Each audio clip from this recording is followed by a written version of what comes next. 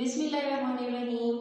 अस्सलाम वालेकुम प्रिय जीवान, कैसे हैं आप सब। मैं हूँ आपकी टीचर हिना और ये है हमारा उर्दू का लेसन। कौन सा लेसन? उर्दू का लेसन। और उर्दू के लेसन में आज हम पढ़ेंगे हर्फ ज़ाद। हर्फ ज़ाद।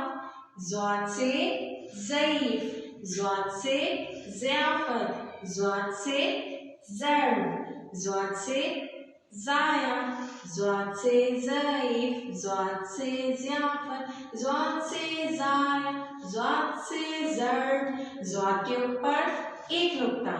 अब मैं आपको ज़ाद लिखने का तरीका बताऊंगी। इस नुक्ते से शुरू करना है, थोड़ा सा गोल बनाना है, पूरा गोल नहीं बनाना, एक शोशा बनाना है, नीचे जाना है, थोड़ा सा गोल बनाना है और ऊपर जाना है। ज़ाद के ऊपर एक नुक्ता, ज़ाद के ऊपर एक नुक्ता, ज़ाद से ज़ईफ, ज़ाद से ज़ियाफ़त, ज़ाद से ज़र्ब, ज़ाद से ज़ाया।